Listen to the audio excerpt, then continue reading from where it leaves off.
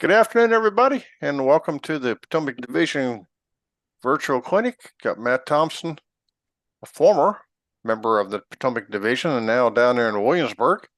He's going to talk to us a little bit about the rise of the Phoenix. With that, Mat, it's yours. Okay, I have changed the title. I call a new layout at 75. And I use that name because, let's see here. Yeah, about 2 years ago when I was 75, we left Gainesville, Virginia and moved down to Williamsburg.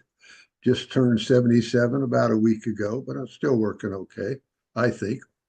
So I'm going to tell you a little bit about moving and lessons learned. Then I'm going to tell you the thoughts I had about how do you build a layout as you get in a little bit older, and how can you make one that you can keep working and playing with into the future.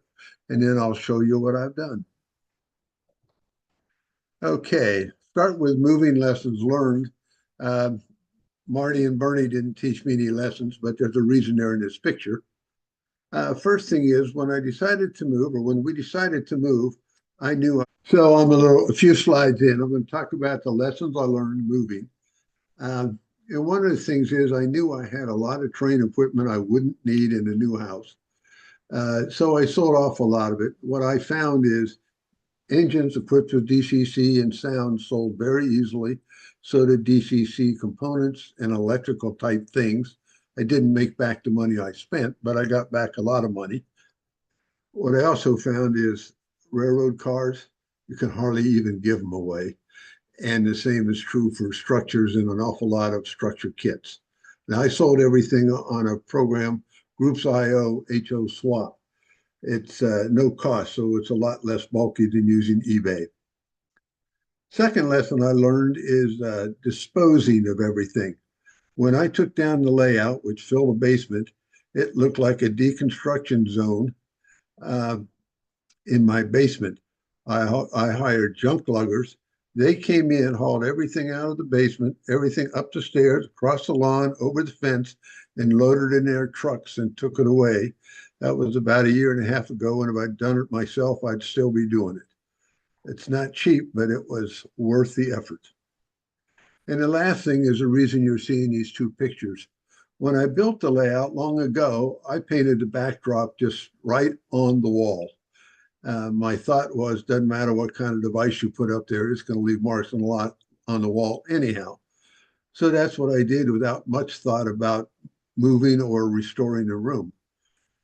When we decided to move, we called in a paint contractor. We had some worries that we'd end up having to replace some drywall because of the dark color of the backdrop. Paint contractor really didn't even blink, just came in one day and put a primer up there. Next day, painted the wall, looked just like it always had. The other thing is, the layout had been in that room for 18 years. When we bought a carpet, it was kind of a dark tan and it had a speckled black, maroon, and gray pattern to it. And we thought that would hide a lot of things that might happen to it during construction. And that worked okay, but we also thought we were probably going to have to spend a few $1,000s replacing it after all that time on the floor and underneath the layout. And in fact, once I vacuumed it, and once Stanley Steamer came in and went over it, came out just fine. Not looking new, but fully acceptable. So I guess the lessons learned there are, yeah. If you're going to be in your building a big layout and you're going to be there for a while, go ahead and make your train room comfortable so you can use it. You can restore everything. Okay. Okay. What I had when we still lived in Northern Virginia, several of you visited the layout at one time or another. And what I had was a basement size layout. After 18 years, it was finished. I certainly had a location in an era that I like to model, Oregon in 1957. That's where and when I grew up. Held about 100 operating sessions on it, and I could host 15 to 20 operators in the basement. Was also a member of a very active ops community in Northern Virginia, and the layout was even in Great Model Railroads in 2014. So the bottom line is, I had kind of the layout we all wish we would have sometime or other in life. I'm very happy with that. But when it came time to move to Southern Virginia, I didn't have a problem saying goodbye to the layout. Had a good time, ready for another time. As part of moving, I thought, how do I stay active? And one of the things was maybe military modeling. I'm a retired Army officer, know a little bit about all that sort of thing. But there are a couple of problems with that. One of them being, once you finish stuff, what do you do with it? Another one being, it's kind of a solitary hobby. And in truth, it's kind of single-minded. You are making and painting and weathering models, and that's about it. And the last thing, I always enjoyed being the guy in the block that had a model railroad in the basement. People would come by, and when kids arrived for holidays or something, neighbors would say, "Can we come look at the trains?" And that was always fun for my wife and I. And I don't care how well you model a Sheridan tank. I don't think the neighbors will ask if they can come look at that and bring their grandkids. Um, so I thought about I could build a shelf layout. And in fact, the lower picture there is I built a shelf layout while I was still living in Gainesville. It was 11 and a half feet long and about 30 inches wide. Could handle 10 or 12 cars in layout, another 10 or 12 bringing in and swapping. And it took more than an hour to do that. So it wasn't terrible, but in fact, it wouldn't keep me busy very long building it. And after a while, I get real tired running it. And also, if it's a shelf layout, you really can't have much company playing trains. Um, Another option is a bedroom layout, which in my thought would be kind of a C-shaped shelf layout. That would not be the worst thing that ever happened, but I really had grander vision, even leaving the old layout and moving south. A lot of people have told me they would have thought about changing location or time or kind of modeling I was doing. That never really crossed my mind. My attitude was I already have lots of stuff that supports Oregon in 1957, and I'm already 75. I'm going to stick with what I got. So with that thought, we moved. Oops.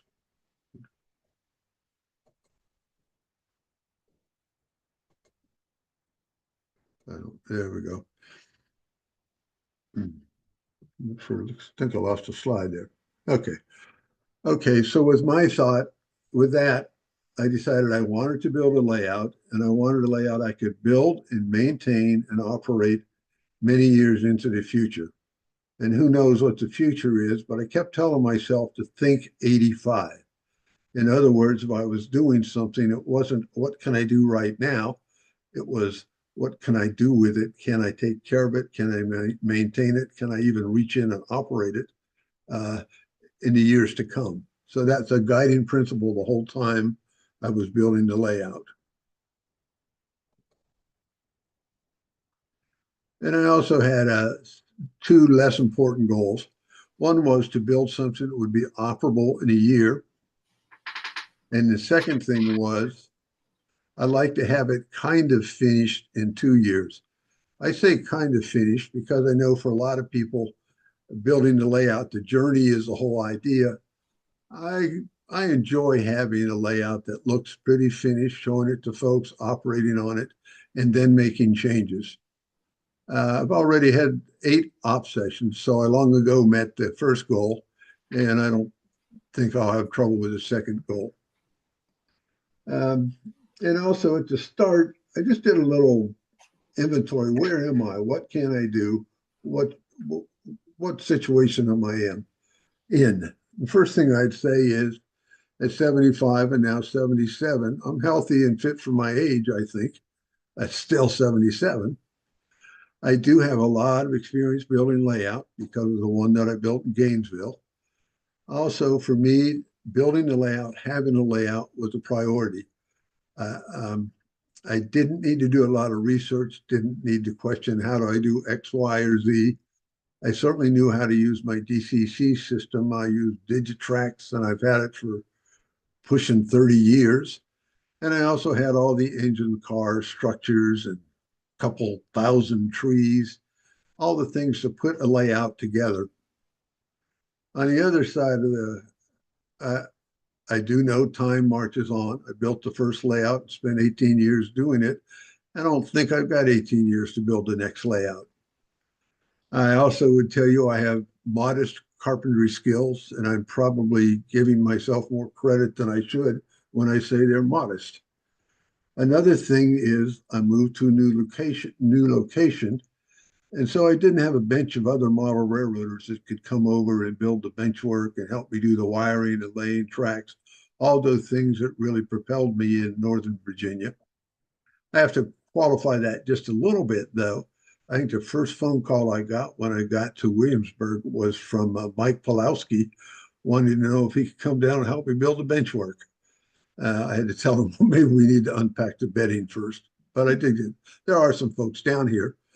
But I will say, the Washington, D.C. area is like 5 million folks. So there are a fair number of model railroaders. And that proportion of model railroaders who are operators is also fairly big. I now live in James City County. The population's 100,000, so there are not too many model railroaders, and not only a small slice of them are interested in operations. So that told me something. Okay, I am a model railroader, so we had been down to Williamsburg before, so we had a good idea of what we could get in a house, and I knew that it was possible to get some sort of train room. So being a model railroader, I used John Armstrong's Gibbons and Druthers to figure out what I was looking for. We wanted single story living in our house. That is everything that really critical, all on the same level. But I also wanted a train level, a train room, and it's fine that that was on the lower level, which it is. And I found a room.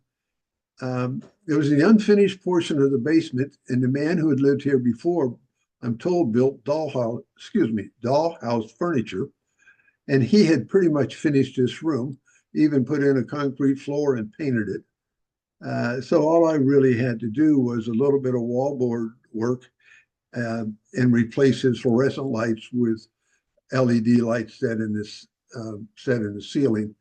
Then the room was ready to go. I very specifically did not want a room in the attic or in a garage because it's just too hard to control heat and cold. I also wanted a room with limited room prep, and I got that. I wanted good lighting, and I got it by replacing the old lights with LEDs. One thing that's maybe it's not been a problem yet, but the previous owner, when he put in this workshop, did not do anything to upgrade the power. And I can run the layout. It's not much of a draw on electricity. But if I decide to vacuum downstairs while I have too many other things going, they all turn off. Not the worst thing that ever happened, but there is a full bath near the train room. I have shop space, a little bit less than I started with, and I'll show you why shortly. I would have loved to have had a utility sink, a mud sink, clean brushes, all that sort of stuff that we make a mess when we're building layouts. There wasn't one here, and it's pretty expensive to put one in because of pumps and piping and all that sort of stuff. And the other thing I was hoping I would have is a walkout. And I do, and I don't. Lower level on the back side has a sliding glass door, and you can walk right out. The catch is, in a distance of about 50 or 60 feet, you are as high as the upper level. So it's a pretty good climb, and there's no walkway or anything. You're just coming up to grass. So I got it. Not sure it's all that useful. One other thing I had not thought about, but I got it. That is, the lower level has a deck, and that deck is over the patio near the sliding glass doors. In other words, I had a dry space where I could leave all the tools and do all the work I needed to do to build the bench work. So all in all, I'm really happy with how the train room came out. Okay, solving the problems of getting older. What do you need to know? What do you plan when you're a model railroader? Well, I know this is news none of you have heard before, but we're not too good at working under the layout anymore. and we are just absolutely ridiculous when we try to get up afterwards. We have bad backs and bad knees, and some of us just aren't so thin and agile anymore. So that's where I think about 85. So the things that I've done to deal with that. Solution number one, I built the layout so you operate it from a chair. Yeah. Um, and I got the idea from Doug Tagsel, who's a very accomplished model railroader who lives in Michigan. And I've operated on Doug's layout several times. Um, it's just an easy way to do a lot of operations. And even if you stand up sometimes, you still got some surfaces where you can sit down and look at paperwork or just think about what you're doing. You're not stuck with standing on a concrete floor for a couple of hours. The picture beside it, you can see Leroy Ware, who lives up in Maryland. He came down when I was first getting started, and he just played on the yard tracks a little bit just to see how did that feel, what kind of sense does it make. And it passed. Leroy was delighted, as I knew he would be, because it's a good way to go. So operating from chairs, just a construction, nothing fancy about it. The typical bench work. All I wanted was a single surface, so I didn't have all the decks that Doug had. The layout height is 30 inches, and I will have a 4-inch fascia. That's about like your dining room table. Your dining room table is probably 30 inches high, and if you reach underneath, there's a little, the boards the top sits on are about 4 inches deep. So nothing extraordinary there. I made the layout so that it was no more than 36 inches deep, some places 30 inches deep, but no track beyond 24 inches in. And you can see the two blue tape lines, straight lines, they just marked 30 and 36 inches for me. It just kind of helped me stay on the straight and narrow as I was building. And the curve tape, I really thought about putting 2 loops so I could run trains continuously, and that's where they would have been. As you will see, I kind of did that, but I didn't make loops because it kind of beats my 85. I might be able to build the loops, but how do you reach into the middle of a loop when a tree starts to lay down 3 years from now or 5 years from now? So I chose not to go with loops. Also notice I inset the legs about 6 inches, so if you're sliding along in the chairs, you're not fighting with the legs. I know this is not the way the books tell us to do it, but I went with just the plain old stock lumber at Home Depot. I didn't buy anything fancy. I didn't buy things like marine plywood, which cost a fortune.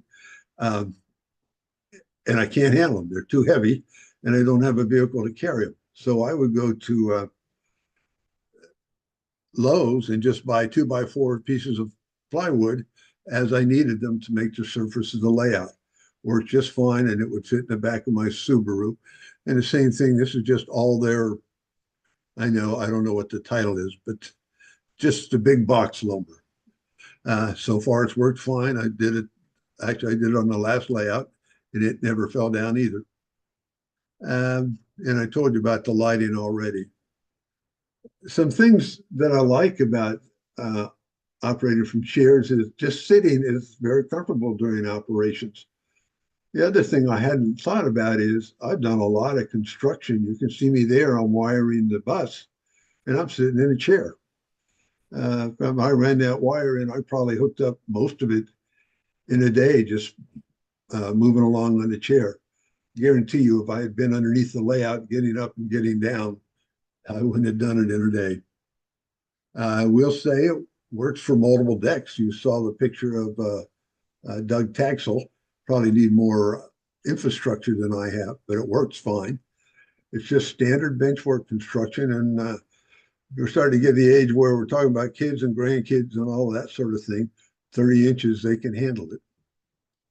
So that's the good. Nothing works without a price. I am a modeler just as much as I'm an operator. And the one thing I really don't like about operating from chairs is when you walk in the train room, you got a helicopter view of the layout. You're seeing the roofs on all of my models. and everything was originally built for you to see looking straight. Nothing to do about that. I could have made it a little bit higher, like 36 inches, but that wouldn't have solved that issue. Another thing is chairs do consume some space. The chair, like Rich Feller is sitting in there, a chair with arms is about 22 inches wide. Chairs without arms are 17 or 18 inches wide, but kind of depends who you have sitting in it. They can be a lot wider. You know, and on a layout where you stand up, even if the aisle's a little tight, both people can really suck it in and kind of wiggle past each other. Chair dimensions are what they are. So you have to leave enough room for the chairs to pass and pay a little bit of attention to how you build a layout to make sure that's possible. Another thing I'd say is you need a concrete floor to operate from chairs. And if you're not sitting in the chair, after a while, concrete floors get uncomfortable. And the last thing is I thought about putting in an acrylic floor cover like sometimes people do with their garages. And it would have looked good. It would have been kind of neat. But as I looked into it, it would have been several $100s. Didn't seem like a really good investment. So that was solution number one, operating from chairs. The second decision I made was absolutely minimal wire. As a matter of fact, the only wires under the layout is a red and black bus. That's it. I have hand-thrown switches. There are no switch machines. If you're going to throw a switch, you just put your finger right there and just push it left or right. Many of the new switches, like the new Walthers, also Pico, and I understand microengineering, they have springs. But if you don't have springs, like this is an older one, you can put a thin piece of styrene underneath the throw bar, and that'll create enough tension that the switch will stay in place. So that just eliminates all sorts of wiring, no switch machines. Now, I don't even have frogs or powered frogs. I don't use frog juices or that sort of thing. What I do is this is a conductive grease. And before an op session or something, I will put just a little bit on both sides of the track right here, just a little bit on both sides. And that works fine. Most of my engines have keep alives anyhow, but a little bit of conductive grease works just fine. This stuff isn't cheap. One of those cylinders, I think, is $40 or $45, but I've been using it for 20 years, and I think I'm on my second cylinder, so you can live with it. Last thing I'd say, I was a little surprised. I just never thought about it. I use Digitrax, and Digitrax has a wire underneath for what they call their loco net. And the reason you have it is because you have these panels all around the layout where you can plug in your throttles. Well, the kind of Digitrax that I have is duplex radio. I don't need to plug in throttles. I have one right here, just so if somebody brings their own throttle, they can plug it in and get on my channel. Other than that, I don't need a loco net, and I don't have those wires under the layout. That's the entire wiring for the layout. And these wires just disappear underneath and go into a plug. I also don't have any phones or radios.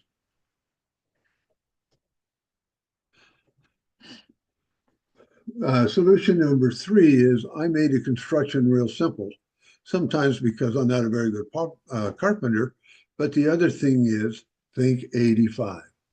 So I purposely chose to build a single deck without a helix. Now I have a train room that's 16 by 31, so it isn't like I'm really having a hard time and don't have enough room for my model railroad empire anyhow. But I did not want multiple decks. I didn't want the problem of lighting from the top deck to the bottom deck. I certainly didn't want to have to build a helix. I also chose not to have an entry bridge. I understand it. I know a lot of folks have them. I've also seen a lot of folks spend a lot of time trying to make it work. I already told you I don't have any loops, and I didn't do any of these other things like duck unders and hidden track and lots of elevation change. So that was solution number 3 to the issue of getting older. Number 4, I made the layout a switching layout. That is, it's just all industrial switching. I happen to like that. I just think that's the most fun in model railroad operations. But I also chose it because it's easy to learn. It's certainly chair friendly. You also can stop and start at any point. You don't have to worry about the schedule or trains just sitting on your main line or any of that sort of stuff. Excuse me. It also allows very flexible session length. In Northern Virginia, we had some really great layouts, but we tended to be an hour from each other, meaning sessions needed to run 3 hours or so just to make it worth the trip to go operate. All 4 of the people you see in this picture live 15 minutes or less from me. So we do sessions at night. All of these guys will be here tomorrow night, and we'll run for an hour, maybe an hour and a half.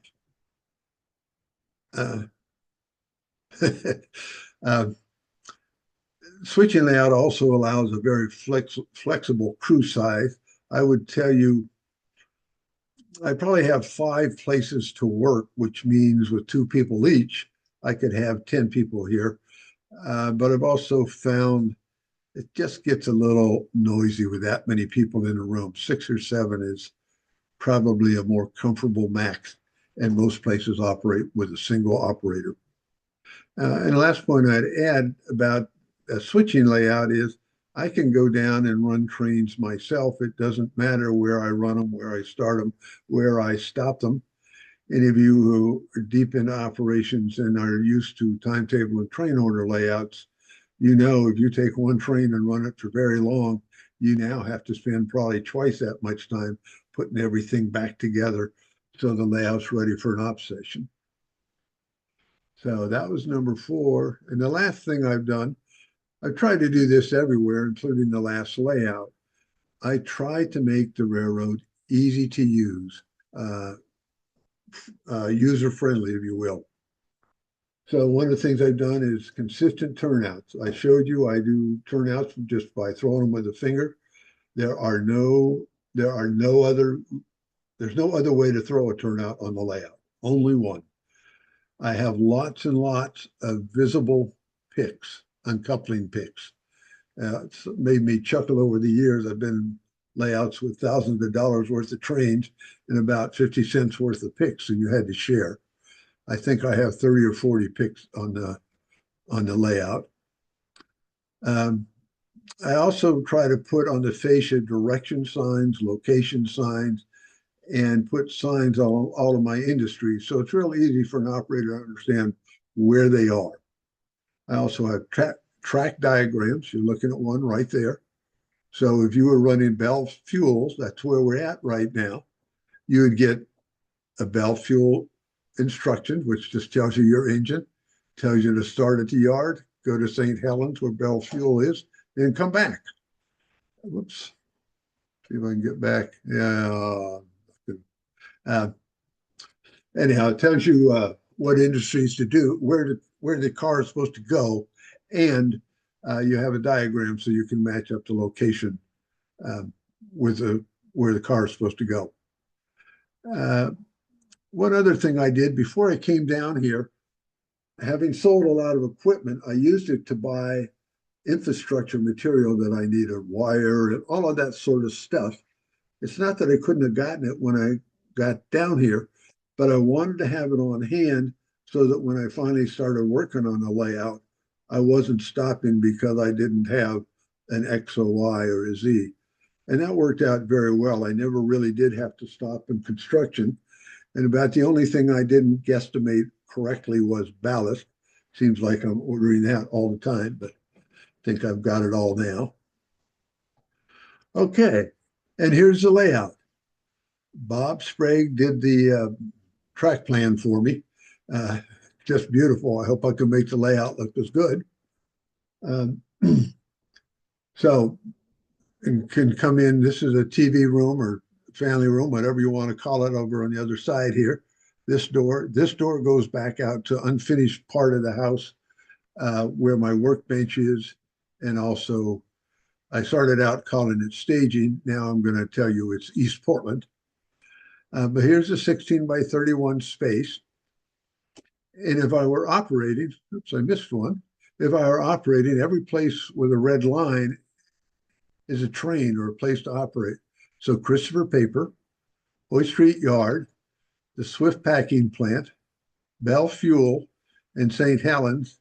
Also, Pier 4 is a job. So now I'm going to start walking you through what the actual layout looks like.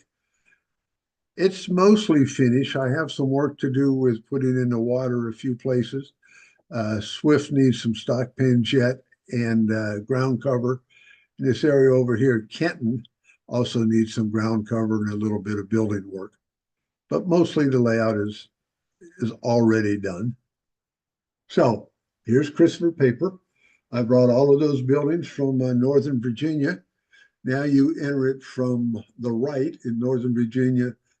You entered from the left, but other than that,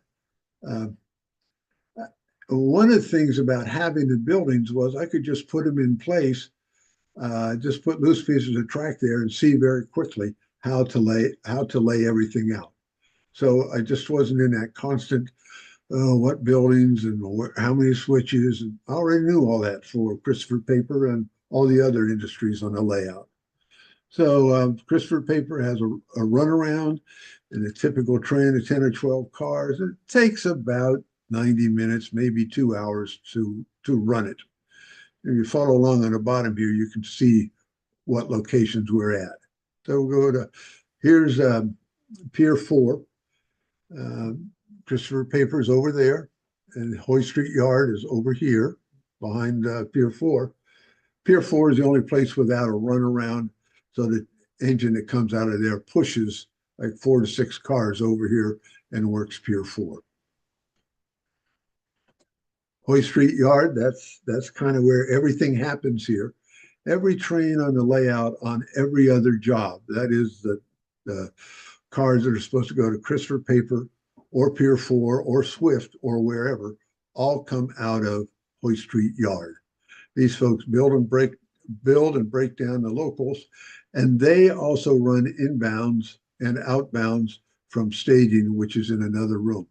But it's only the people in Hoyt Street that ever leave the main room and ever need to worry about any location other than where they're working and where's the yard. Okay, Swift. Again, you can see watching Ed Repay there in the chair. Operating from chairs is pretty easy to do. And at 30 inches, you can reach everything. One of the things that's a little funny to me is it's just life, but Barry is standing up, and I find myself doing that too. After a while, you just kind of forget about the chair. At least for me, sometimes I turn around and go, oh yeah, and sit down again. You also can see this is where Hoy Street Yard is, and the gap here is like 44 inches. Chairs could pass here if they need to. Here, there's no reason for chairs to pass, and the gap is only about 36 inches. Kenton. Hoy Street Yard is over here. Here's Swift. And Kenton, except for these two industries, which is a cheese factory and a wax paper factory, oops, keep doing that.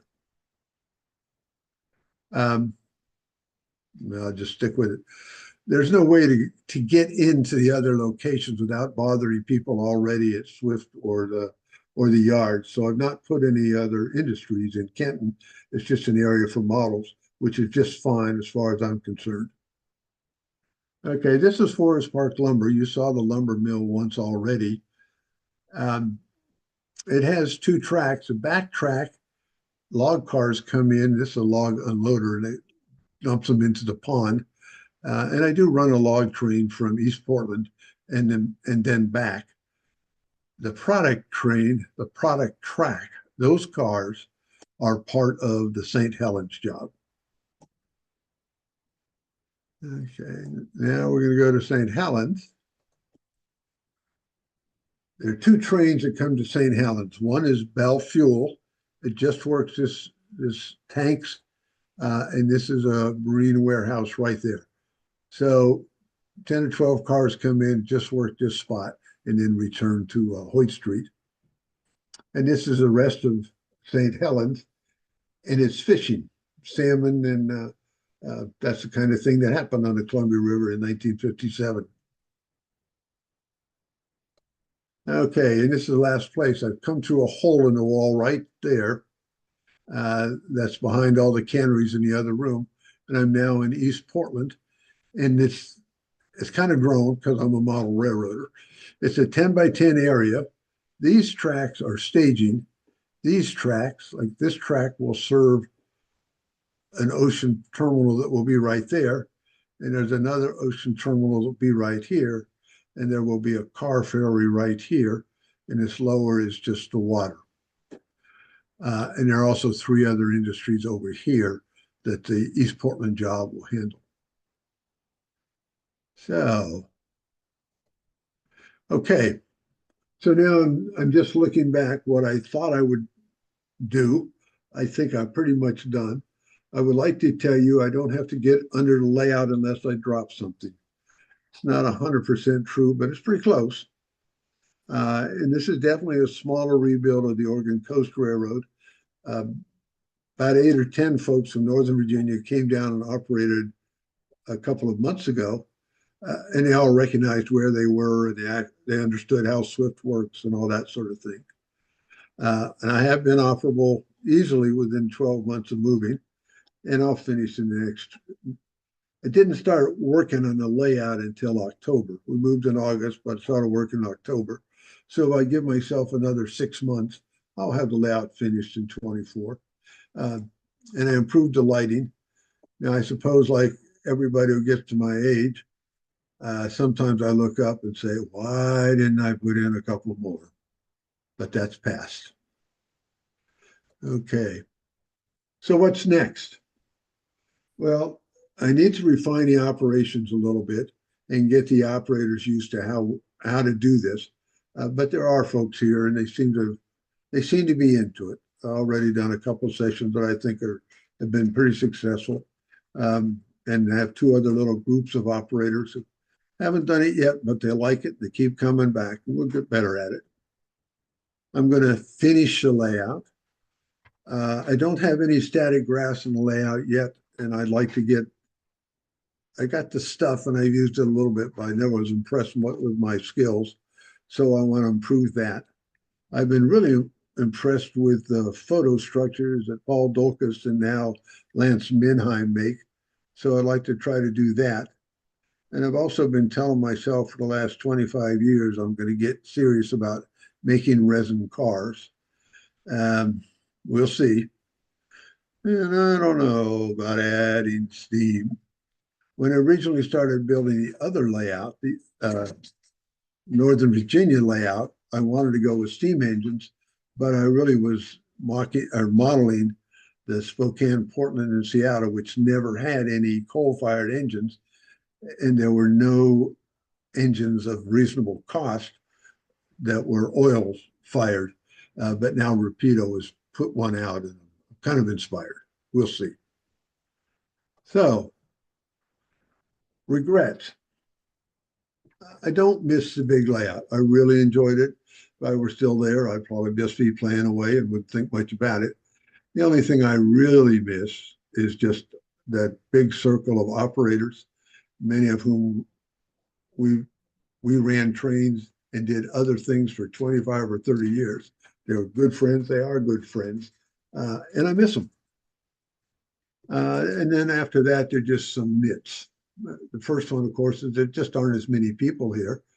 But fortunately, I built a layout. Tomorrow night, I invited 6, but if only 3 people show up, it's okay. Doesn't make a big difference, really. I kind of miss the loop and no continuous running just because I like to sit down in a chair and watch the trains go by. I do have excess stuff. I've built models or love models or whatever over the years, and I don't have a use for them on this layout. I think about it sort of like your kids. You kind of hate to see them go, but after a while, I give away the models, and it's a little bit like having the kids gone.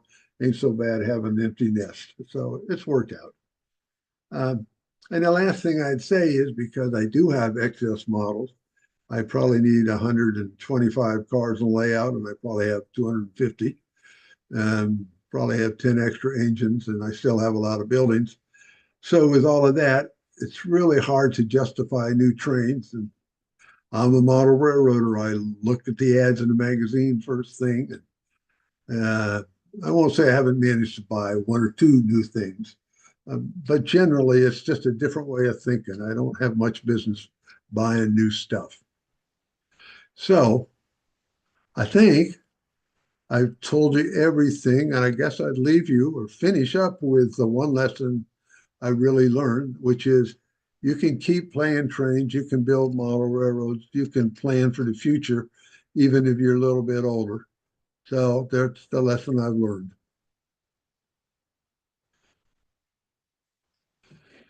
Okay.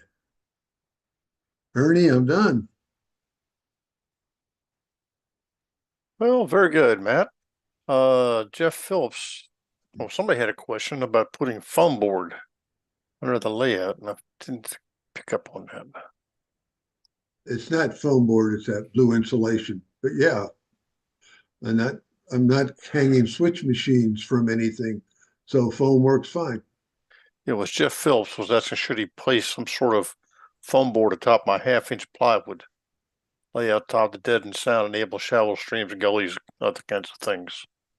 So you can get half or three-quarter at Home Depot. Yes, yep, yeah.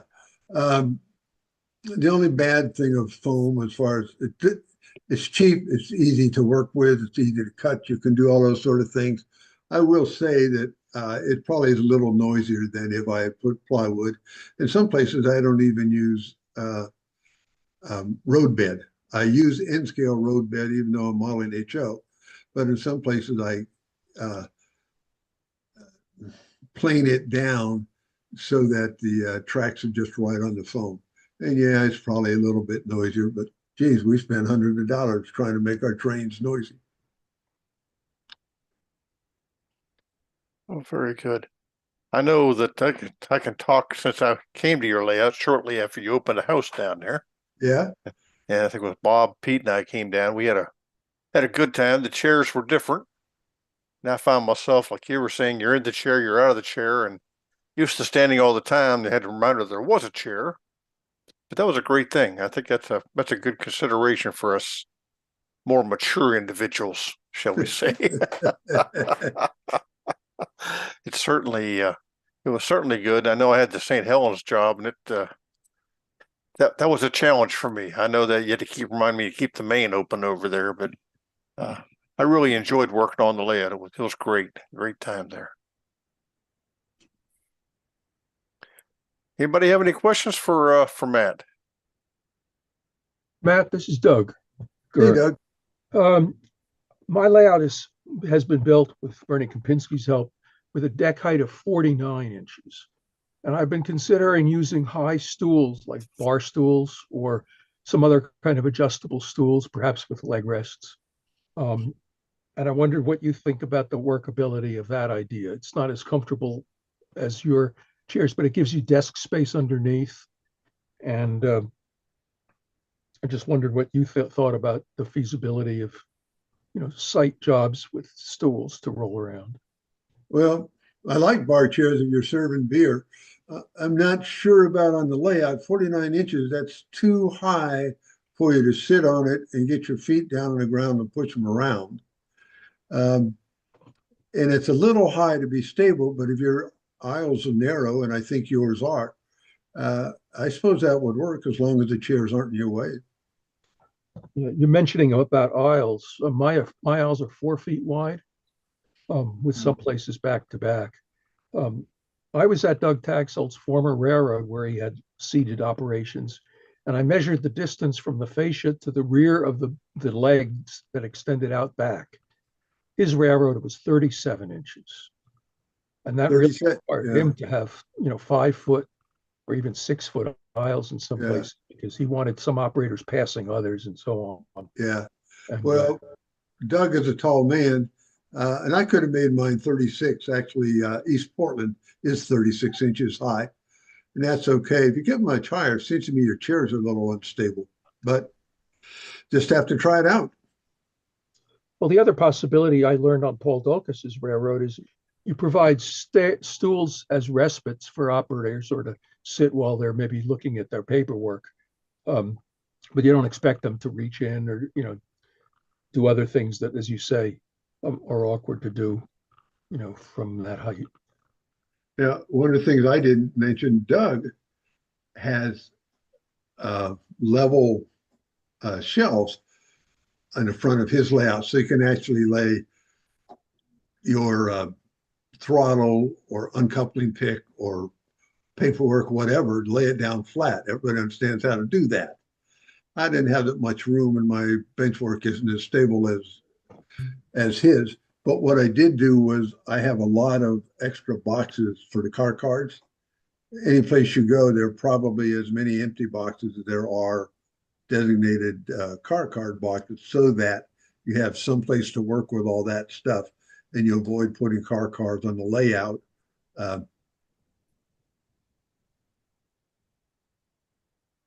Here's another question for you.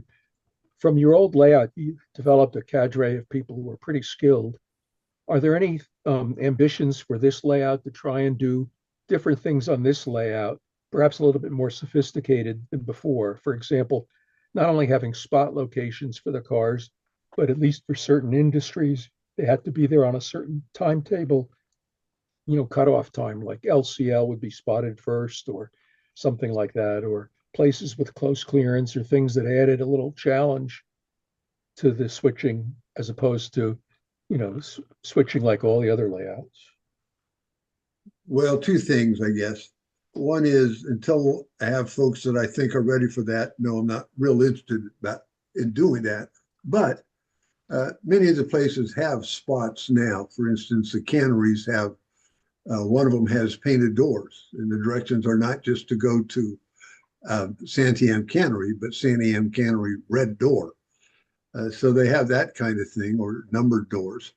And the other thing is Swift, as some of you know from having worked it, is fairly complex. You have to move the refrigerator cars 3 times within the complex because they have to be inspected, then they have to be iced, then they have to be loaded, and you have to allow some time for doing all of that.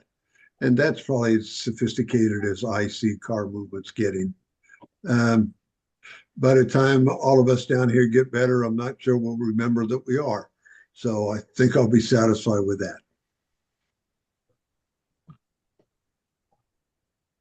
Matt, it's Greg. You had Hey, Greg. mentioned that you tended to look up and kind of wish you had put in a little more lighting. With your wide aisles and the low bench work, would it be that difficult to add some more? Just some LED strips or something? I don't know. I suspect I'm like a whole lot of you. I never walk into a room where I say, this is just too bright. So I'm not sure the ceiling could hold all the lights it would take for me to say that. What I really didn't do, and I know better, I don't know why I didn't. I have enough lights, but they're kind of centered 2 rows kind of down the middle, and I should have had them along the walls. Got it. But as I say, if I had 2 LEDs in my eye sockets, I still don't think I'd be happy. That's just the way it is as you get a little older. And I also have to say, nobody else has complained. I don't see anybody pulling out flashlights, so it's me. Okay. Yeah. Of course, now if I drill holes in the bedroom, which is upstairs, and put skylights in those ceilings, I have to work on it.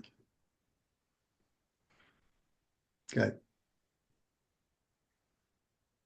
Oh, and actually, speaking of that, I had a question when you were first showing the empty room. you put up that aluminum for your backdrop, if I remember. Did Yes, you cover over the window there, or is part of the window still exposed? I didn't mention that. I used trim coil for the backdrop. The trim coil is very flexible aluminum. It's what you'd buy if you're trying to wrap the columns on your front porch or something like that. It comes in 50-foot rolls, 14 inches or 24 inches high. And it's great because it goes around corners. As a matter of fact, if you had a need for a back-to-back backdrop, you could run a trim coil around the pillar. And it bends very well. And in my case, yes, I ran it over half of I have one window, and I just ran it right over half the window. Okay, but you still have some light coming in the top half? Yeah, I do, but I already told you it's still not enough. Actually, it's a little bulky I maybe should have covered it because that one bright light makes photography difficult. But anyhow, I thought, yeah, okay, I won't block out all the light. And I have no idea what's going to happen when we leave here. Somebody's going to walk in and wonder what went on here. But okay. Matt, I think you're making a good point that the lighting is something I think that drives a lot of us crazy. I think lighting is challenging in that I guess with the lumens, the brightness, or even the color of the white and such, that drives some people crazy, especially with the photography. I've seen quite a few articles on it, but I think that's a challenge in any layout. I know myself during my COVID project, when I put my shelf layout in as a second level, I found it was very dark in that room to start with. It was even darker then, so I ended up going to the Home Depot and buying those little LED strip lights and put them in there, and it worked fairly well. And it also enabled me to be able to change the color in the room from, if you want red and blue and all that. These are deck lights, if you will, that I got, but I can blend them, and I know it made it a lot easier for me to see things, and also for photography, it made a big difference. Well, one other thing, I've talked about the lighting. The room is 16 by 31. There are no interruptions except for that one outside light and the two doors on one end. Concrete floor. It's a wallboard ceiling. Even now with the layout in, it's just a tad echoey. It's not terrible. It's not, can't make any country western songs out of it. But it echoes just a little bit. And it's one of the reasons why, even though I could put 8 people in there, 6 is plenty enough. It just gets too noisy. Enough so I've even thought about, well, what would happen if I put some foam rubber up on the doors or something?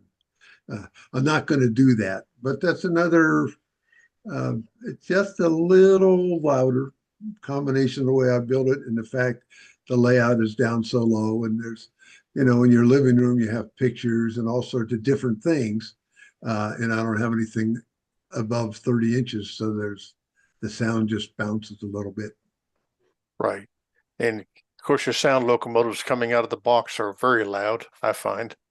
And you have to adjust them down. I mean, some folks like very loud engines. I like them enough. I know that that's a sound, but I don't need them that I can't talk over them or be bouncing in my ears with the tinnitus. But yeah, and anytime you have the flat surfaces, that echoing is certainly an issue that you deal with. I can understand that.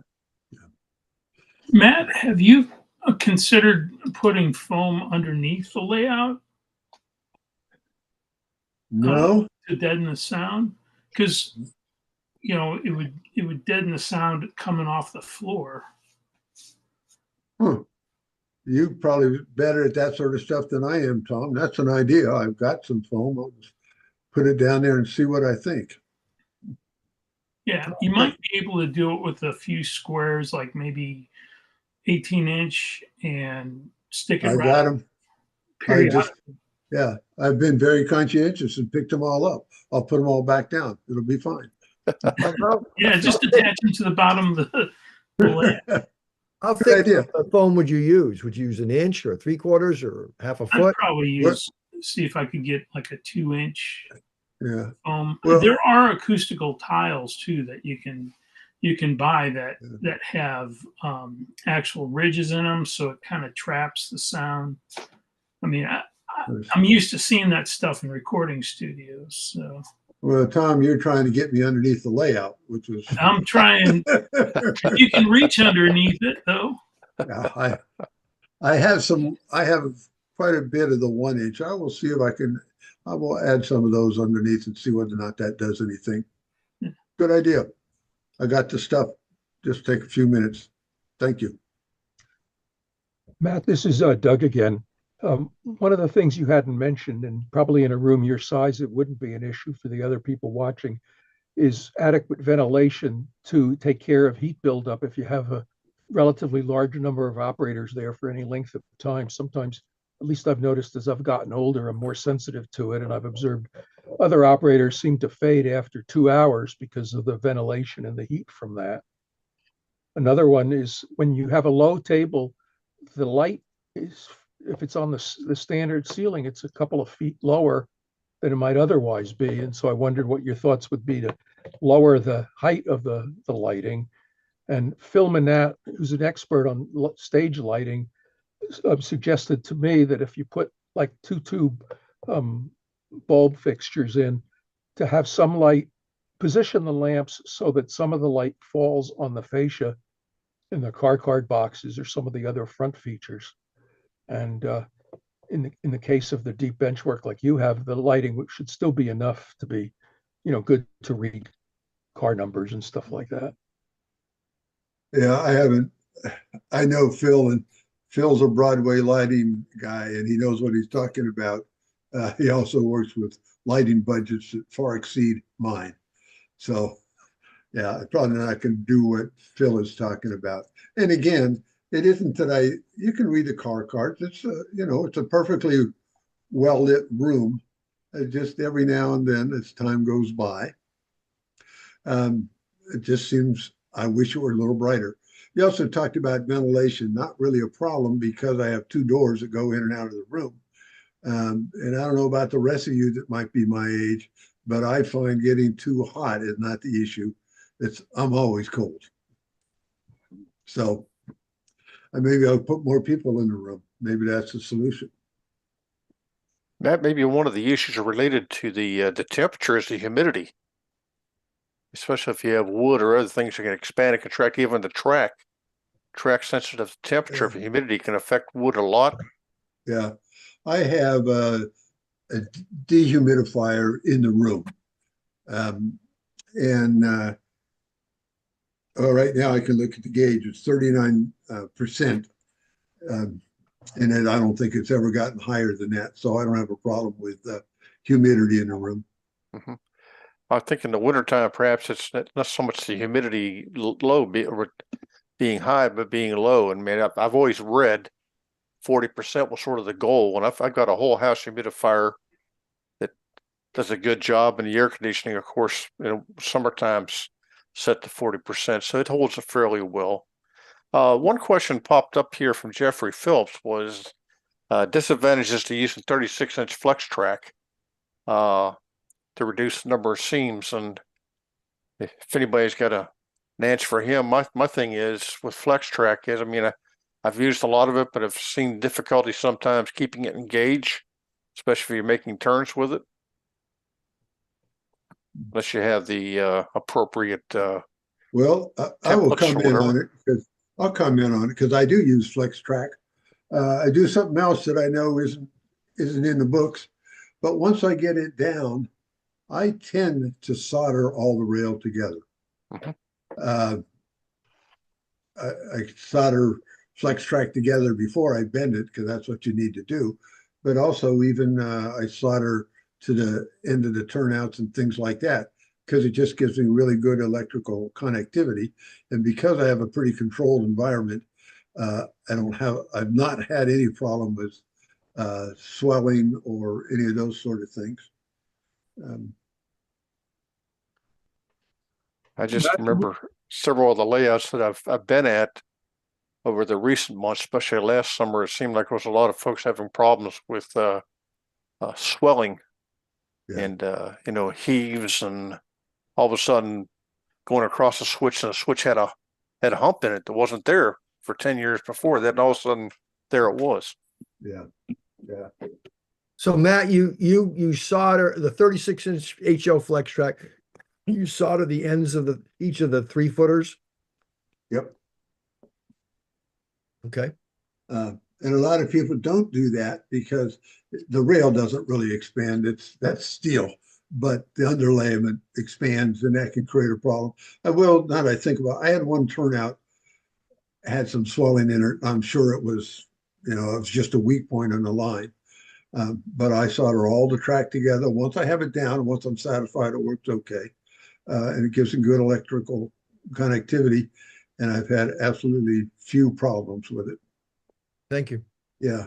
And I don't think you'd find that in any of the books. I think it's a no-no, but sue me.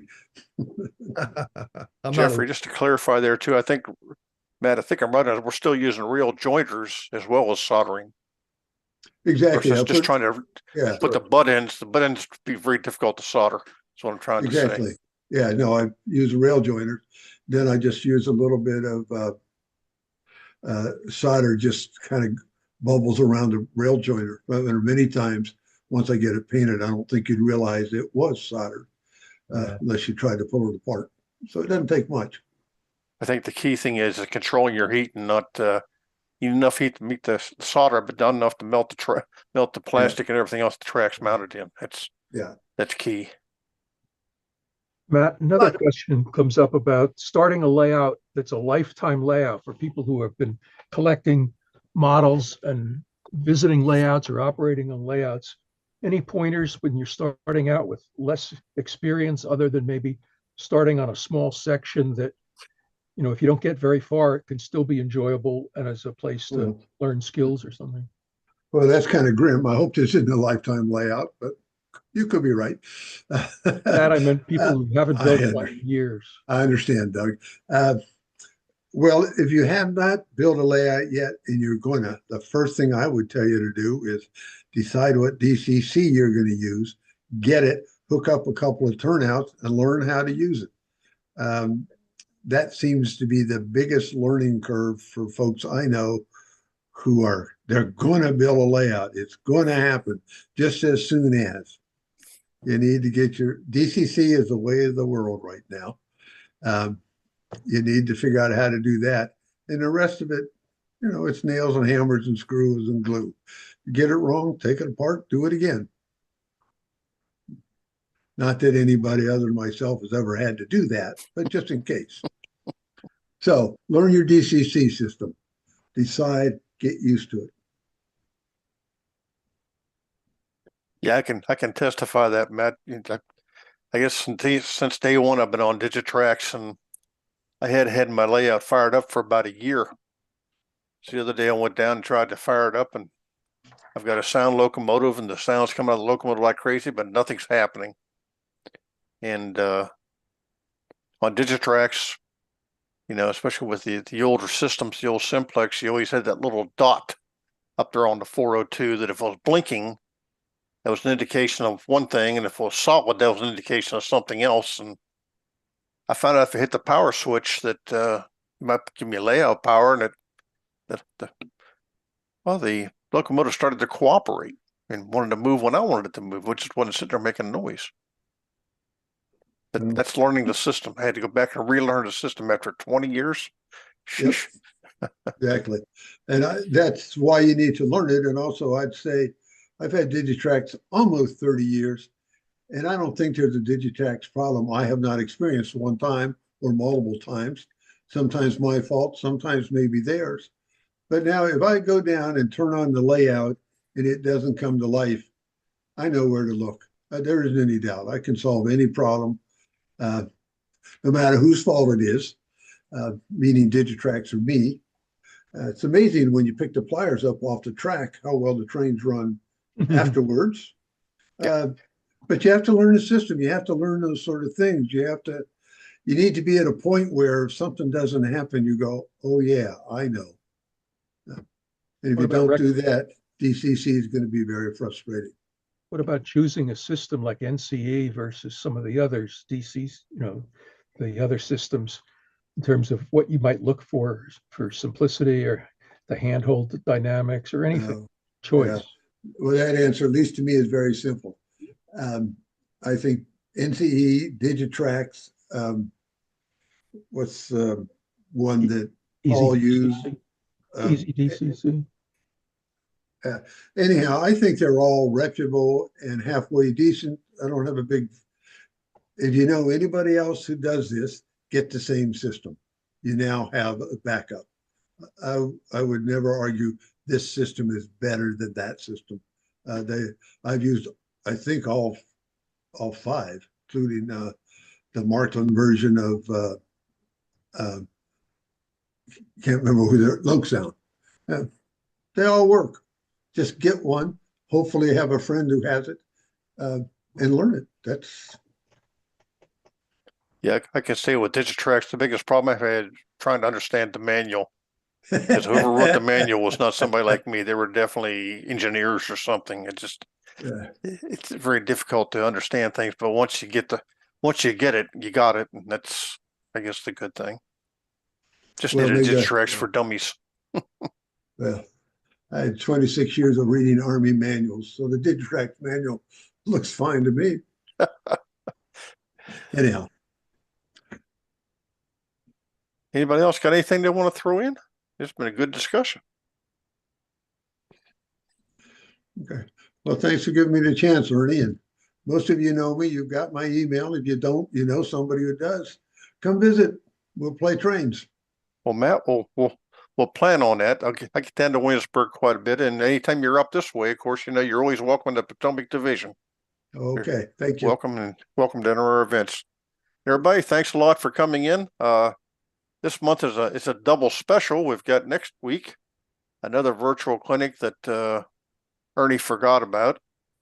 Just got the announcement out today, but we have Tim, and I'm at a loss right now to think of Tim's last name, the president of the Norfolk and Western Historical Society. He's going to come in and talk to us about the Norfolk and Western and the society and what it does and the railroad itself. So this is a double header month, and that'd be next Sunday. So the announcement, like I say, just went out about 2 hours ago. It is on the website. So with that, Matt, thank you for your time. Thank all you 31, 32, 33 people that dropped in to see us. We enjoy sharing, and I think that's the good thing about model railroading. It's still enjoying sharing. And with that, if nobody else has got anything, I'll turn this thing off, and we will post a video copy of the clinic on the division's Yahoo channel. Yep, it'll probably be up in a couple of days. With that, take care, be safe, and we will see you in the future.